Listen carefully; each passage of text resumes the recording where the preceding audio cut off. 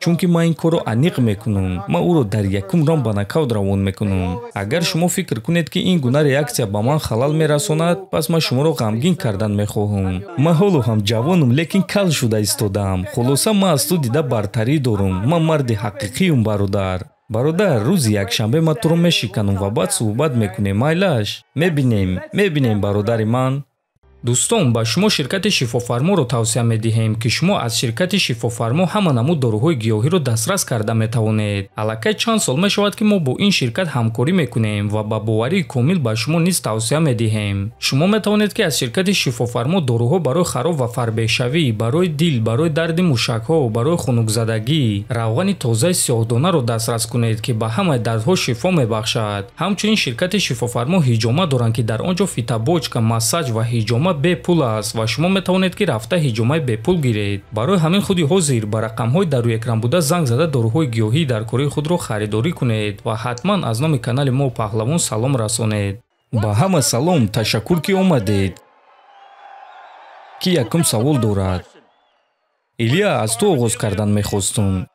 Илия, оиди реаксия мухлисон гап задан мехостум. Мо аллакай гуфтем ки ту бо ҷанговари дӯстдоштаи мухлисон меҷангӣ ва ҳозир туро хуб қабул накарданд. Умед дорӣ ки баъди ин ҷанг одамон туро мухлисӣ мекунад ё ин ки ба ту нақши бадкор будан писанд аст? Рости гап ман ба ин чиз одат кардагиам. Ягона чизе ки барои ман муҳим аст он аст ки мухлисон рӯзи якшанбе аз муҳориба баҳра баранд. Тамом.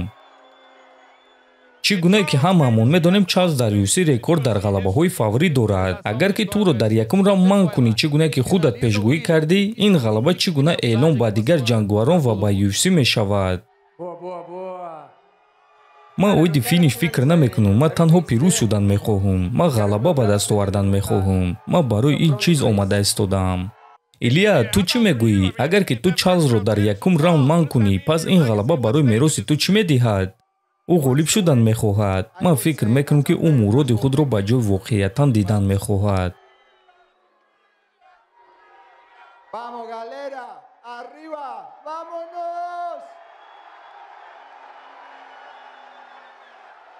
ва савол ба Чарлз. Чарлз, вақте ки ту дар UFC баромад мекардӣ, Илия нав карьераи касбии худро оғоз кард. Ба ту ин таҷриба дар ҷанг зидди ӯ чӣ гуна бартарӣ медиҳад? ин танҳо марҳила аст. Ин аллакай таърих аст. чизе ки буд гузашт. Агар шумо фикр кунед ки ин гуна реаксия ба ман халал мерасонад, пас ман шуморо ғамгин кардан мехоҳам. ман дар оташ ва ҷанг обутоб ёфтагиам ва ман барои ҳамаи чиз тайёрам. савол ба Бенил Дариуш. дирӯз Ренато гуфт ки бояд туро ба қатл расонад, чунки дар ин вазн ҷой танҳо барои як мӯй сафед аст. оё ту интизор ҳастӣ ки ӯ хашмгинона ба ҷанг мебарояд? ман намедонам. фикр мекунам ки аз ҷанг дида сухан бисёр мешавад. рӯзи якшанбе ту ҳама чизро мефаҳмӣ. рафтем. дар ин шаҳр ҷой танҳо барои як мӯй сафед аст. хуб, ин хел бошад, пас ман дар ин ҷо мемонам.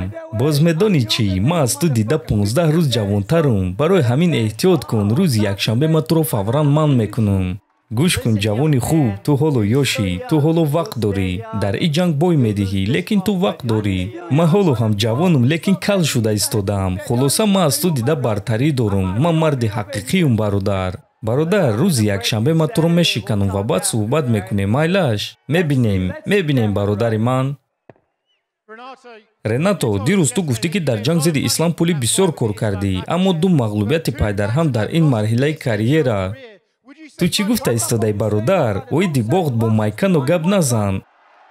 ман танҳо дар беҳтаринҳо бой додам ва ба фикри ман Дариуш беҳтарин нест. ту чӣ Дариушро бо Ислам баробар карда истодаӣ? Не, ман танҳо гуфтаним ки хубтараш ягон чиз нагӯ.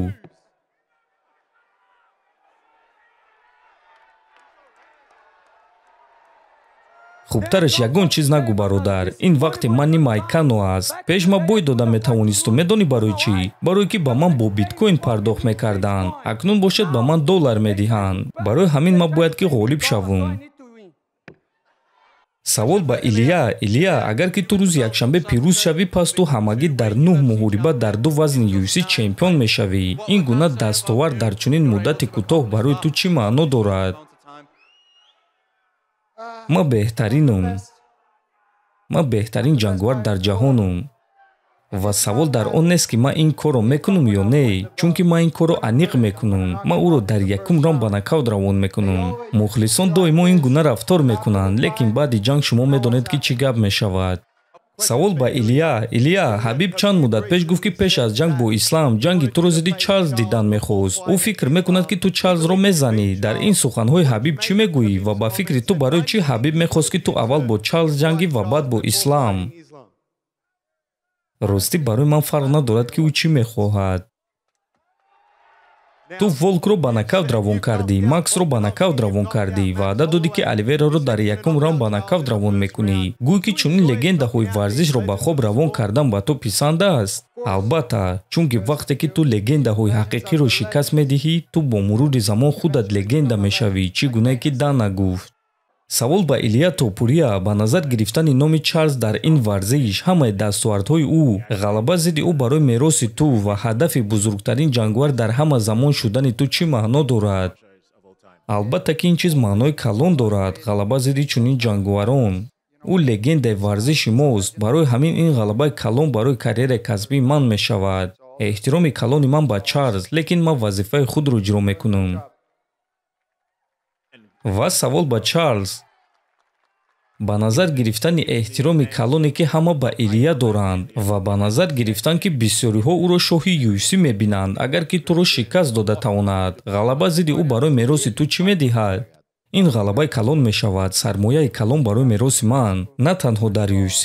ман Илия ва парвози ӯро эҳтиром мекунам. рӯзи якшанбе мо ҷанги беҳтарин нишон медиҳем. бигзор ки беҳтарин мо пирӯз шавад. ман барои чиз тайёрам. хуб, ҳозир ҳамаи чизро аз саҳна мегирем ва муҳорибаи рӯбарӯ мегузаронем. ташаккур ки омадед. аз ҳафтаи байналмилалии муҳорибаҳо баҳра баред.